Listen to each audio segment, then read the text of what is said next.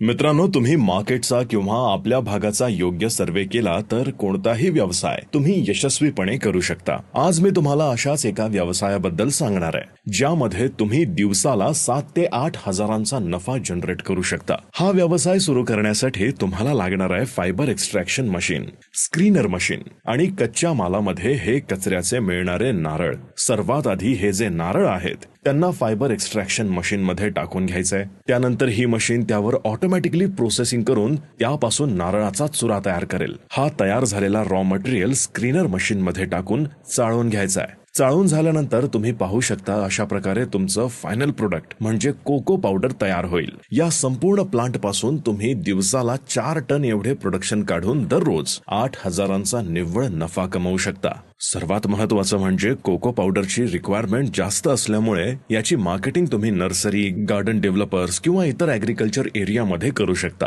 हा व्यवसाय सुरू करण्यासाठी तुम्हाला मशीन प्लस रॉ मटेरियल मिळून 7 लाख एवढी इन्व्हेस्टमेंट लागेल। तर हा व्यवसाय तुम्हाला कसा वाटला कमेंट मध्ये नक्की सांगा आणि आम्हाला फॉलो करायला विसरू नका।